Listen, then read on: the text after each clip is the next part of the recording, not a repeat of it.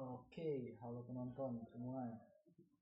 Oke, yang pertama itu perkenalkan nama saya Andriano Kurniawan dengan NIM 71230992. Pada kesempatan kali ini saya akan mereview sebuah game karya developers asal Korea yaitu Project Moon. Game itu sendiri bernama Lobotomy Corporation, di mana kita berperan sebagai seorang administrator di sebuah perusahaan energi misterius yang menghasilkan listrik dengan mengelola entitas gaib yang bernama Abnormalities. Untuk kesempatan kali ini kita akan menyebut Abnormalities ini sebagai Abno saja. Oke, let's see. So, untuk gameplay dan mekaniknya sendiri, yang pertama kita bahas ini yaitu gameplaynya. Gameplay sendiri itu simple tapi kompleks, yang dimana kita perlu memperhatikan begitu banyak aspek-aspek tertentu dalam game ini, yaitu aspek-aspek itu bisa kita lihat dari seperti kita harus mengelola setiap energi dari abnormalities yang kita punya. Kita juga harus bisa untuk memanage setiap employee kita atau pekerja kita dalam memanage atau memperhatikan setiap abno yang kita miliki sendiri. Untuk siklus observasinya sendiri ada beberapa. Yang pertama itu perintah, yang dimana kita menugaskan karyawan untuk berinteraksi dengan para abno ini. Misalnya memberi makan, membersihkan abnonya, atau bermain dengan abno ini untuk menghasilkan energi. Yang kedua itu hasil. Interaksi yang berhasil akan menghasilkan energi dan membuka informasi tentang abnormalities tersebut. Jadi semakin sering kita melakukan perintah observasi pada setiap abno ini, kita akan membuka begitu banyak jenis informasi, dan bahkan kita bisa mendapatkan item-item tertentu yang kita dapatkan dari hasil ekstrak dari energi yang ada. Setiap abno memiliki item-item spesial yang bisa digunakan untuk setiap karyawan sendiri, seperti senjata dan armor. Fungsinya ini digunakan untuk melawan abno apabila terjadi breaching atau entitas abno ini terlepas dari kandangnya atau tempat kurungannya. Jadi di gameplaynya sendiri itu terkadang ada beberapa momen terjadi sebuah breaching, entitas luar yang melakukan tiba-tiba masuk dan mengobrak-abrik setiap tempat yang ada sehingga abno-abno itu lepas. Disinilah tugas para employee yang memiliki item-item khusus. Oke, yang selanjutnya itu manajemen krisis. Nah, seperti yang saya sudah jelaskan tadi, bahwa di sini juga ada yang namanya manajemen krisis. Jika abno kabur, kita harus memerintahkan karyawan keamanan untuk menanganinya sebelum fasilitas hancur dan semua orang tewas. Kita juga harus mempertahankan setiap karyawan agar tidak mati semua. Selanjutnya, bertahan dan mengulang. Tujuannya itu adalah memenuhi kuota energi harian dan bertahan selama 49 hari. Jika gagal total, Anda akan kembali ke hari pertama, namun semua informasi dan update yang sudah terbuka akan tetap tersimpan, membuat permainan selanjutnya lebih mudah. Jadi untuk gameplaynya sendiri ini saking terbilang kompleksnya, player diharuskan untuk terus mengulang-ulang hari, terus melakukan terus bermain sehingga bisa mendapatkan informasi yang cukup dalam menangani abno ini sendiri. Terkadang player juga harus mau tidak mau membuka wiki fandom atau sumber lain di luar gamenya untuk mencari tahu setiap abno yang terdapat di sini, karena ketika kita awal baru pertama kali main, informasi dari Apno itu masih terbilang belum ada sama sekali, bahkan kita tidak tahu bagaimana cara mengatasinya. Setiap Apno itu memiliki keunikan tersendiri dalam hal untuk mengatasi. Terkadang ada Apno yang sensitif, kadang juga Apno yang friendly. Yang berbahaya itu jika mendapatkan Apno yang begitu sensitif atau perlu diperlakukan khusus dalam menanganinya. Untuk gaya bermainnya sendiri, ya seperti yang sudah saya jelaskan tadi, dia gaya bermainnya coba, gagal, dan ulangi, try, fail, and repeat, untuk mendapatkan begitu banyak informasi. Jadi gameplaynya ini berfokus pada manajemen dan ketelitian dalam manajemen setiap Apno yang ada. Selanjutnya untuk mekanik.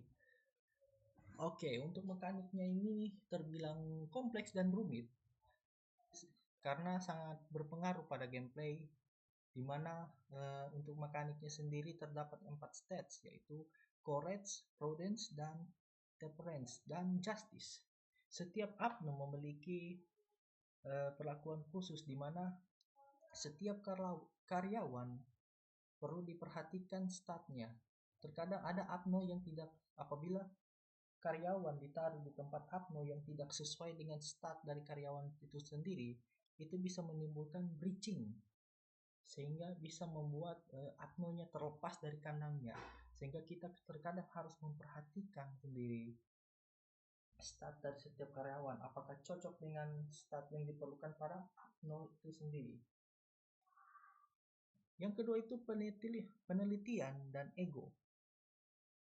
Seperti yang sudah saya jelaskan di awal, bahwa semakin lama kita bermain, kita dapat membuka info dan senjata dan armor unik yang bisa digunakan untuk membantu karyawan kita apabila terjadi breaching.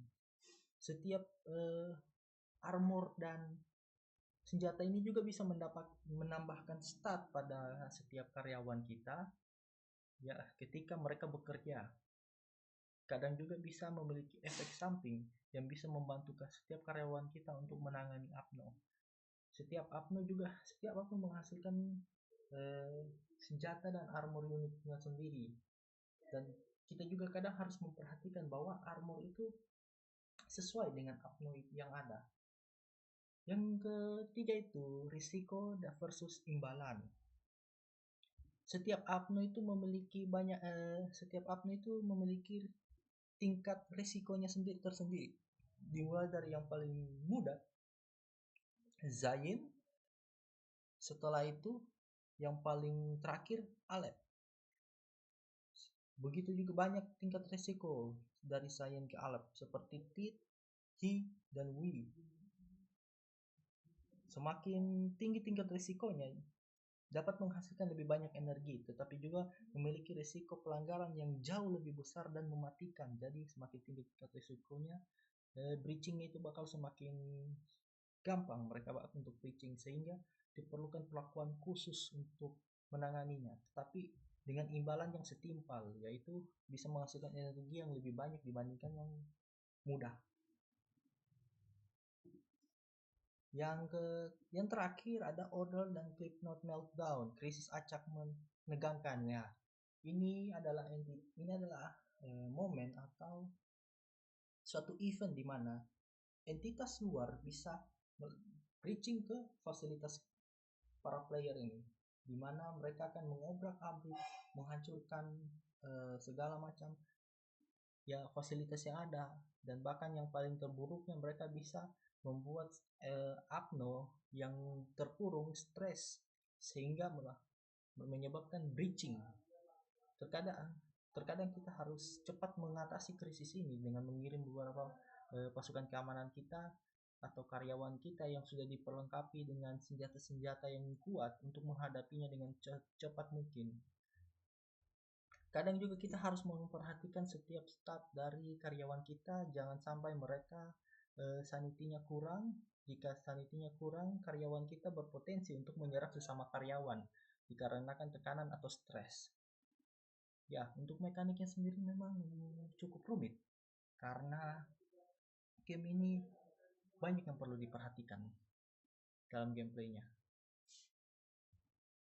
Oke, untuk artnya sendiri.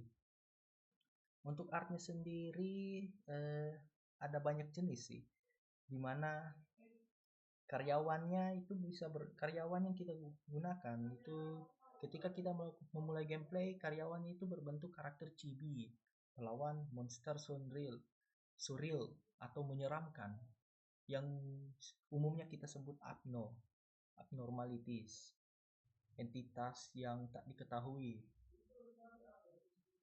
Untuk style artnya sendiri bagus, dan di sini terdapat dua jenis art untuk karyawannya, dimana untuk adegan cutscene menggunakan style 2D yang umum, ya kayak style anime gitulah. Tapi untuk gameplay menggunakan style chibi, itu mungkin mempermudah gameplaynya ya.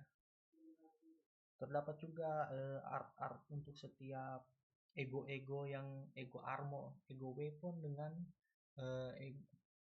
ego armor. Yang selanjutnya ya, teknologi.